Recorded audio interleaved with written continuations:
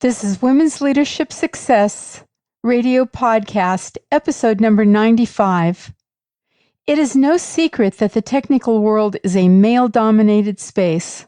From the cultural belief that computer science is a, in quotes, subject for boys, to the many assumptions and discrimination women experience in the field, it can be very challenging for women in tech to thrive in their careers. Nevertheless, despite the gender bias pitted against them, some high-performing women persist and succeed as leaders in tech. And we know this bias against women is also true in general in other fields. If you have a career in tech, or you're considering one, you'll find this interview with my expert guest encouraging, inspiring, and filled with simple tools you can put into action immediately. Even if you're not in tech, you'll glean ideas and strategies guaranteed to help you succeed in your chosen field. Welcome to Women's Leadership Podcast, showing you how to influence people, improve your performance, and advance your career. Brought to you by women's leadership and career expert Sabrina Brah and womensleadershipsuccess.com. Here's your chance to meet women trendsetters leading the way to success, accomplishment, and balance in business and life. No matter if you're a manager, CEO, or entrepreneur, join Sabrina for coaching and no-nonsense advice to improve your career and bottom line. This is Women's Leadership Success.com radio, and today we have the great pleasure of talking to Pratima Gluckman. Welcome, Pratima. Thank you, Sabrina. I'm so happy to be on your show. Tell us a little bit about the name of your book and your background. So the name of my book is Nevertheless She Persisted, True Stories of Women Leaders in Tech. And my background, I talk about this in my book, because I was born an engineer. That was something that I knew very early on I wanted to be. I wanted to be an engineer. My brother was an engineer, and I think it was just that I had a role model at home, and it was something that drew me to engineering. It was math and science. I loved math and science. Those were the subjects that I loved and I cared deeply about, and I was good at. And that kind of paved the path. And I was actually the first female engineer in my family, which is sad when you think about it. But in reality is sometimes women are the only engineers in their families, because a lot of women are not encouraged to take that step. They're always encouraged to go into art, and it's like art is good for you and math and science isn't for you. And so those messages are somehow imbibed in little girls from either their homes or schools, their society. Something keeps giving them that message. Media, I think media is probably the big one, feeds these messages to women, and that kind of causes stereotype threats, where you kind of tell yourself that, I'm a girl and I can't, my brain's not made for math and my brain's made for art. Or there's nothing wrong with the arts. I'm not saying that, but I think it's just a disservice when you create that stereotype and really impact people from doing what they truly are meant to do on this earth, right? So true. And I think, so I think for me, I was born to be an engineer.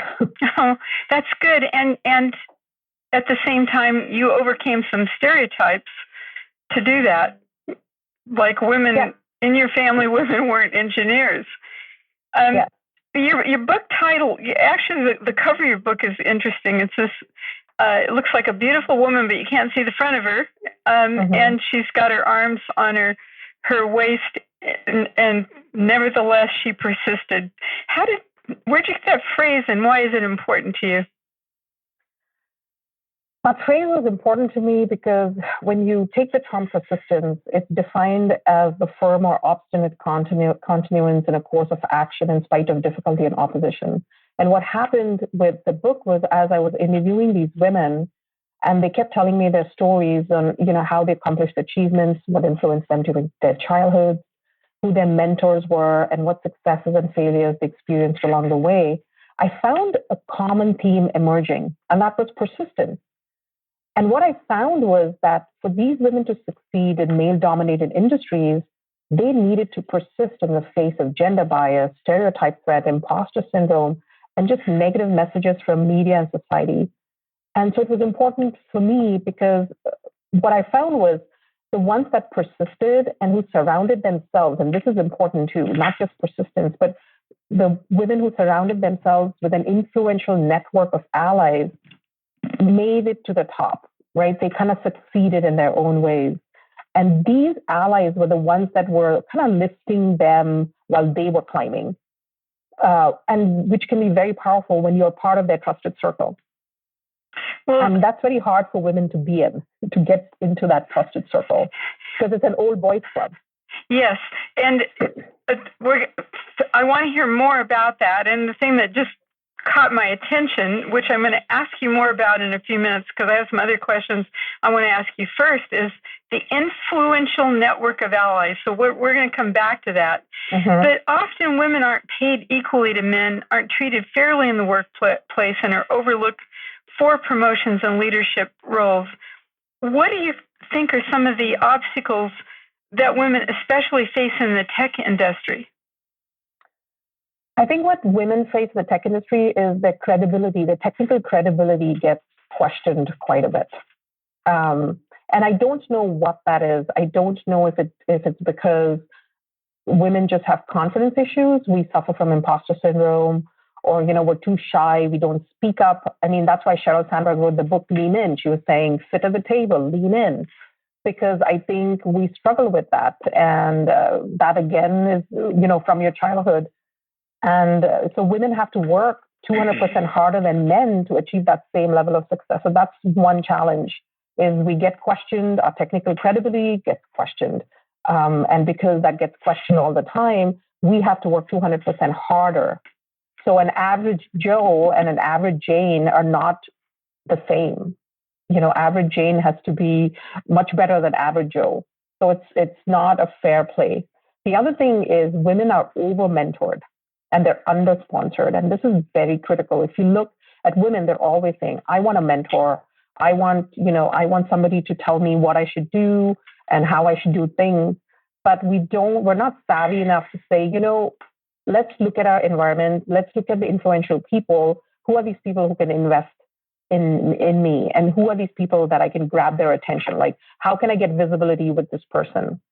And that's what women need to start doing. Men naturally have that because, we always connect with people who are similar to us, either gender, race, culture. And so men tend to look out for men. And so if they see some high potential male in the workplace, they will favor that person over a woman who probably has the same potential. And so women have to work twice as hard to get that attention. And that's a challenge I find. And then I want to stop you there because you're talking about the same thing again. The question just keeps popping to the surface, and that is, how do we get an influential network of allies that we can trust, that trust us, that are going to help us with our careers, and not mentors, but basically sponsors or champions? Yeah. So my book talks a lot about that, and it talks about how some of these women ended up getting sponsors. And there's one woman, Sarah Clatterbuck. She was a senior director at LinkedIn, and she's now with Google. She's a director at Google, and she's in Germany. She talked, and she had this very interesting way of talking about sponsors. And I looked at her career, and she moved fairly fast at LinkedIn. And I asked her the question, I said, how did you do that? And she mentioned sponsors. And the way she went about it was she would go to a boss's boss and just create that trust, right? So building relationships. So she was building relationships across the company, but mostly in her management chain. She started off with that. So, walking into her boss's boss office, building that relationship, and of course, doing good work, right? That's the first thing you have to do. You have to be excellent. You have to strive for excellence. And once you do that, and if you're really, really good, you should feel empowered to walk into your boss's boss or your boss's office and start having those conversations. Like, tell me what, more responsibility looks like. I want to have a bigger charter. Tell me what that is. Like actively having those conversations. And so that's what she did. And she also had, her VP who also, saw her as somebody with high potential and somebody, and so he said, oh, let's look at, what more responsibility looks like for you. And so he came up with a plan for her. And that's what she did. And then he would advocate for her across the company. So when she found that click, what she said was very interesting, which was something that I didn't know at that point, was she said, one sponsor begets other sponsors. And so when he did that, his peer network, which were other VPs across the organization, started to see the same potential that he was seeing in Sarah. And, so they were trusting her with strategic projects and they were giving her more and more. And then she's kept constantly having promotion conversations.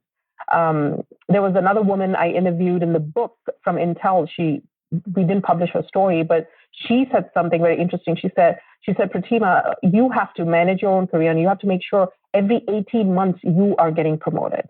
She said 18 months. I thought that was very aggressive, but she has a point. Every 18 months, we need to keep constantly looking at how we can get to the next level and who can take us to that next level. And that is a sponsor. And how do you get that visibility? So being in the front, being, always saying, hey, you know what, I want to do that work, or saying, and blowing it out, like knocking it out of the park. That's important. And trying to get that attention, networking, that is so critical. So if you have to go out one evening to get drinks and dinner, go for it. Do that, because when you connect with them, even at a personal level, that helps. And I think a lot of us shy away from networking because, we've got other responsibilities. We have to get home to the kids. We have to do a lot of other things. So there is going to be an element of sacrifice that's needed to make a lot of this happen. That really makes a lot of sense. I want to just back up to this thing of walking into your boss's office. What I find with a lot of women is they feel very intimidated to kind of go above their boss. What kinds of things might you say to the boss's boss that would be a door opener or be an okay thing to have a conversation about? I think skip level meetings are important to have.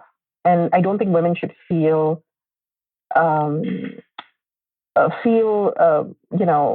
that's weird, right? You should set that expectation with your boss and basically say, I want to have a skip level meeting with your boss and your boss's boss. And I do that.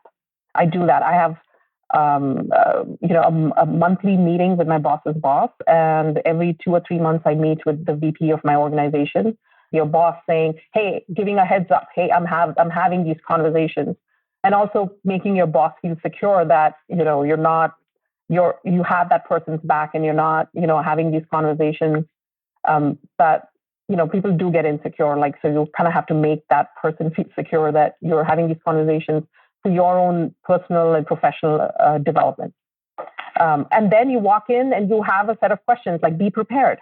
Because when you walk into these meetings, they expect you to talk, right? And so you have to be smart about what questions you're going to ask. So be prepared in those meetings. What exactly do you want out of this meeting?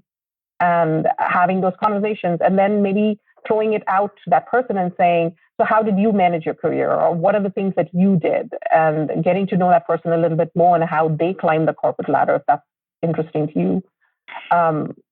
Keeping it more informal and not like super formal, that can also help. But I guess it depends on the culture of the organization. And how about the asking, Pratima? I would like you to sponsor me. Is that something you could actually say? How would you frame that so that it works? That's a great question. So you can't really go to someone and say, "Can you sponsor me?" Though I've heard that one woman did that. Apparently, there was one woman at Google who did that, and I heard this through one of the women in the book.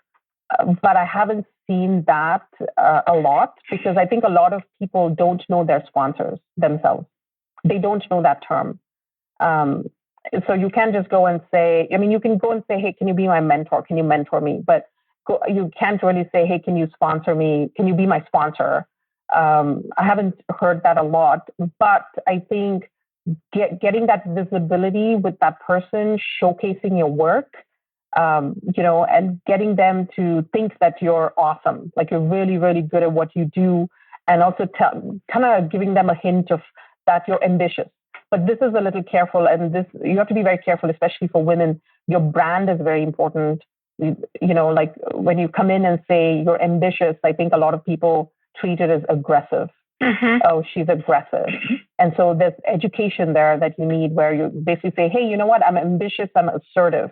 I speak my mind and I want great things for my career. And I'm ambitious, and it's okay to be ambitious and assertive. And kind of dropping those hints. And I think, when these men or women who are in influential positions, when they go into other meetings where they're talking about strategic projects, who needs to execute on this, I think they will naturally think about you. And if they don't, say if that doesn't happen, they give it to a peer manager, you can go have that conversation. You can walk in and say, hey, so, that project was given away. Why didn't I get it? Having that conversation, or having a conversation sooner, like, hey, you know what? I want my charter to increase. How can you help me increase it? Like, what ideas do you have to help me increase my charter? Because normally promotions happen when your charter increases, when you have more responsibility. That's a natural way for you to progress to the next level. And having those conversations, and they will kind of know that, like they'll know what your goals are, and you can also get very specific. You can do that, but I haven't done that. I haven't gone to somebody and said, be my sponsor.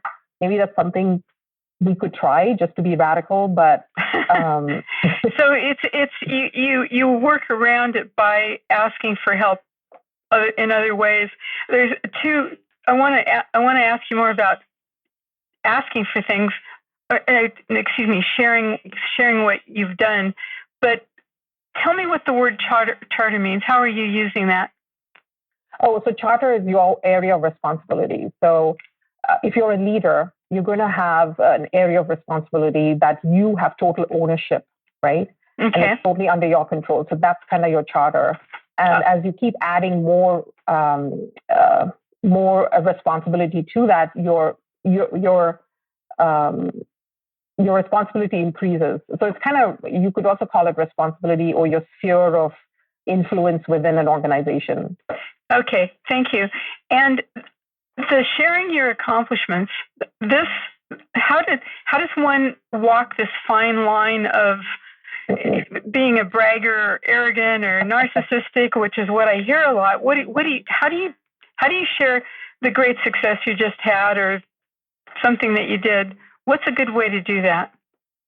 I think if you focus on your team, especially because these are leaders, right? What you always have to do as a leader is you have to give visibility to your team. And so doing that is going to make you successful. It's a very indirect way of getting success.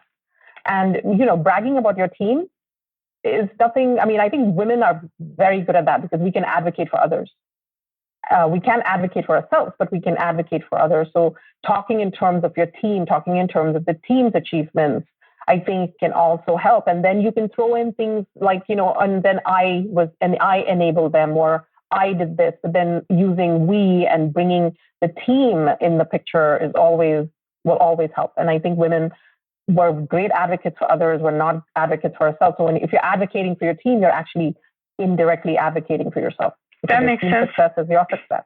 Yeah. Shilpa Lawande, in her story, she said, you have to be careful when someone compliments you to not be so humble that you'd say, oh, it was just the team, because people might believe you didn't have anything to do with it. Yes. She does say that. And I think she probably got bitten by that quite a bit. So yes, you're right. You're right. But I think as a leader, it is your team. If you think about it, if you're an individual contributor, like say if you're a woman who's an individual contributor, I think that's where people run into problems. So if you look at Ann Holler in my book, she was an individual contributor, but she had a very hard time taking credit for herself. And she always put it on the team. And that actually hurt her because people would be like, so what did you do? Because you're an individual contributor. And I think that comes into a lot. But when you're a leader, it goes against you if you're always saying I. You have to talk about your team. So I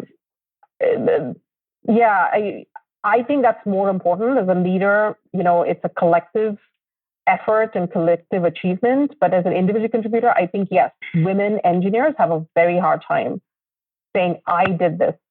they're always talking about their team, which will, yes, impact them because they need to talk about themselves. They need to brag about themselves. And I think it's okay to brag about yourself. I mean, why not? If you're awesome, say you're awesome. So, and also I think sometimes you could state it as a question. So I really had great success doing da da da, and I would like to have more experiences with X. So you've said the great thing you did, but you're asking this person that could help your career for other opportunities to have that happen. So sometimes I think questions can be good with this. I wanted to ask you, Shilpa Lawande, is that how you say her name? Yes. Would you just give us a thumbnail description of her, and then I have a question about her. Yeah, I think what intrigued me about Shilpa, I think, was just her family background. Her father was a physicist, her mom was a math professor, and I think her mom was a working woman. And she had these aunts around her who were also working professionals. So she was surrounded by these strong female role models. And though she wanted to be a physicist like her dad, she still felt this urge to pursue a different path. And she wanted to attend the school she went to was one of the premier colleges in India, which is the Indian Institute of Technology. And getting into that school is extremely hard.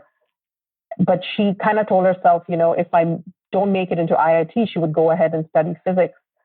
But she did make it into IIT Mumbai with a pretty high rank. And so that decision was made for her. And it was funny the way she decided between engineering, physics, and computer science. Her dad apparently encouraged her to get into computer science. And it was very interesting, though, the reasons he gave her. He basically said, everything would be done with computers, which he is right. Absolutely right, like even physics. And the second thing was he told her you would have a better work-life balance rather than just sitting and running experiments in a research lab. So I think he wanted that for his daughter. He wanted her to learn a technology that was going to be used by any profession. And he wanted her to have that good work-life balance. And so he encouraged her to get into computer science, and that's what she did. And what's her role now? She's CEO and founder of artificial intelligence for Postscript, or has she changed that? So she's actually went off and started her own company. She started her own company in Boston, and it's in the medical space. She's doing artificial intelligence in the medical space. And what's interesting also is her professional life. I think what happened with her is she joined a very early stage startup called Vertica Systems, founded by Mike Stonebreaker, who is he's a Turing Award winner. But what he did was he took a leap of faith, right, in her. He asked her to come work for him, and she also took that risk. And I think that really propelled her career because she started off as an engineer on that team. I think it was a three-person team. It was probably a risky decision for her. And I think Mike basically convinced her, said, when will you ever write your own database from scratch, right? I think he threw that challenge at her, and she took that risk. And she started as an engineer, and then she grew into a VP in that company. And she moved pretty fast because it was a small company. So she was at the right place at the right time. She took the right risks. And that, I think, really gave her the confidence to go off and do what she's doing today, is having her own company. I want to quote her here. She says from your book, it says, then the book is so good. It's got so many interesting stories. It's the kind of book you could, before you go to bed, you want to read something inspiring. Yes. And everything is a risk. I've come to realize not doing anything different from what you are already doing is a bigger risk. I always like to push my limits a little, and I felt that starting my own company was the right thing for me to do at this time. Yes. So, it's so true. Not doing anything is the bigger risk. Yeah. And the other thing that was interesting about her was she took 8 months off from working to be with her 3-year-old, and I think it was 5-year-old, and she and her husband and the kids went on this kind of a long trip. But the thing that triggered for me was this. It seems like one of the challenges women have is if they take time off when they have a baby or to be with their children, that there can be some challenges in getting back into the workplace. Do you have any ideas on that or suggestions for women that are listening that have children? Yeah, and I think it's. I'll just go back to my own personal story. My husband's a stay-at-home dad. I mean, he started to work, but for a long time he was a stay-at-home dad for 7 years, raising my. I have 3 kids, and he had a hard time going back to work. Employers taking him back, and also his own self-confidence. I think he felt, I've been with kids and I haven't been around adults these 7 years, and now going back here, am I worthwhile? Am I worth it? I think he kind of battled with that, and I think women go through exactly what he was going through. Mm-hmm.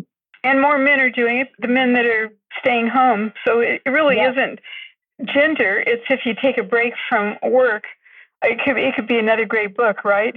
How to go back.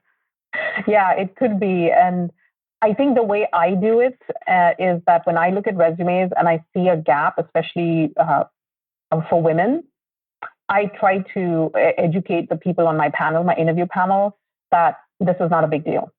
This is not a big deal. What we're testing for is skills. Now, does this person have the right skills to do the job? Not a leave of absence, nothing, right? If they come in and they can showcase that they have the right skills to do the job, then we'll hire them. And their past shouldn't matter to us, right? And I think a lot of that awareness for hiring managers, for executives, or whoever is in the position where they're hiring people, they need to educate people around them that this is not a big deal. And I've seen that. I've seen a lot of people say, "Oh, I've seen that. What does she do? What was she doing the last 3 years?" And it's, but the thing is, does she have the right skills? Does she have the skills to do the job? And I think that's the focus. And a lot of us tend not to think about that. We think about so many other things because of all the biases we have. Yeah, I think, somebody just told me that they were, one of the ways they were getting rid of gender bias in their company was interviewing 3 people at the same time, and that helped. But I like all these things where you kind of set it up in advance. Before the show started, we were talking about the importance of men being involved in what's going on, and I'd kind of like to end the interview with that. Why is it so important that men are involved in helping women be successful at work, and especially successful in the tech industry? What's your thoughts about that? Yeah, I think it's super critical for men to be involved in this conversation. If you look at the last couple of years, I feel like there's a revolution brewing. I think women are stepping forward. We're asking for more. We're creating this revolution, but we can't do this alone. We just can't do this alone. We need the other half of the population to help us here, and we need men. And men are impacted by this because they have a daughter or a wife or a mom. They have some woman in their life who is not negotiating for herself, leaving money at the table.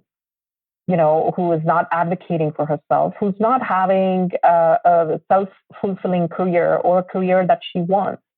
And I think it's important for men to support the women in their lives. And I think it's important for men to be part of this conversation. And today, we all have to accept that the power and the wealth and everything is with men today. And they're the ones they're the influential people. They are the ones who are making decisions. And so it's important for them to be aware of the gender bias or the unconscious bias. I think they have to become advocates. And once they truly become advocates, change will happen. So the women listening to this show have fathers, husbands, uncles, brothers who could be in positions of power or working in companies. How can we start talking to them about this to help this happen? I think one thing your women listeners can do is have the men in their lives listen to your show. That could be a start. Thank you. I appreciate that. I would like that too. And, and every time somebody comes and asks me to talk at a company or somewhere, it's always the women's pod or the women's group. And the first thing I ask them is, are men going to be in these, like, can we open this up to men? Because it's important. We just can't have a group of women sitting and talking about this, about issues that impact us, and not have the rest of the people who actually can help solve some of our problems for us, right? I love it. Yes. In that conversation. So have your women listeners bring a man to listen to your show. And I think that's important. Or have that dinner conversation, whatever it takes to get men to listen. And to speak up when you notice something's happening that is affecting what's going on with women or minorities or anybody. Yes. That we all need to really get clear that our values are super important. And I also, the other thing you said before we started was the goal you have for writing this book, and I would like you to share that with people. Yeah, and this is actually important. I was working with a coach called Kate Peters while I was writing this book. And one thing she always told me, and she always, even today, she coaches me, and she goes back to this one thing. She's like, Pratima, go back to your intention. Go back to your intention. What is your intention? Even before I go into a meeting, she says, write down your intention. And I did that for the book. And my intention, and this was digging deep, like, why do I want to do this? First, it started off as a selfish thing. It was more for figuring out how I can advance in my career. I wanted to hear these women's stories. And then as I did research, I found some very disturbing facts about, just how long it's going to take for us to get equality. It's going to be in 2085. And then that broke my heart because my daughter's 4.5. She's not going to see this until her 70s. And then as I evolved around, being very upset and angry about that fact, I kind of moved into, okay, what is it that I can do? There's a problem statement. What's the solution for this? So, and then it came out, the whole thing came out for me, and it was more like effecting change, for making that change in the tech industry so we can get more women into tech, creating environments where women can thrive and they can succeed. And even before that is building that pipeline so we can have more women get into STEM fields, and going back all the way to, your childhood, like start from your young age. And, the Reshma Saujani, who's the founder of Girls Who Code, she said something that was brilliant. I mean, I just love what she said. She said, we raise our girls to be perfect and our boys to be brave. And so we need to change that. We need to start raising our girls to be brave. Oh, that's beautiful. How can listeners find out more about you and your book? So my book's on Amazon. They can get my book from Amazon. My publisher is Friesen Press, so they can get it at the Friesen Press website. They can also get more information about the book if they go to my website. It's www.pratimagluckman.com, and there's a lot of information there for them about the book. I'm just going to start blogging and doing podcasts and a lot of fun things when time permits. Yes, I could. So you'll be hearing a lot from me. Oh, good. Well, thank you so much for taking the time to talk to us today. And I wish you great success in having a wonderful impact and changing it so women have equality much, much sooner than 2085. Yes. Okay. Bye for now. You're doing the same thing, so I really applaud you for that. Thank you so much. Okay. Bye. Are you committed to expanding and deepening your leadership and career talent? Would you like to know how to leverage yourself for greater success? For quite a while, I've been putting together a unique program based on my over 25 years of helping women succeed and the over 100 women and men leaders I have interviewed that will absolutely help you enhance your career and leadership. I will be offering this one-of-a-kind 6-week program to the public. What is exciting for me is that before I take this special program to the public, I've decided to invite a small group of motivated women and female clients to be part of my inner circle and take them through this program. If you are committed to taking your career and leadership to the next level and need a clear picture of you as a transformational leader, my program, Activate Your Career Building Superpowers, can help you get there. If any of this sounds intriguing, I'd like to invite you to hop on a quick call with me to explore if you qualify to be part of this exclusive group and my upcoming program. Simply shoot me an email at information@womensleadershipsuccess.com or go to www.womensleadershipsuccess.com and fill out the box on the right. Bye for now, and thanks for listening. Thank you for joining your host, Sabrina Brah, on another Women's Leadership Podcast. If you have questions or comments, you can email her at sabrina@sabrinabrah.com. Since 1989, Sabrina and her team have helped hundreds of women managers, business leaders, and entrepreneurs with valuable trainings, articles, books, and executive coaching. For additional tips, interviews, and free access to Great Leaders Today mini course, visit www.womensleadershipsuccess.com.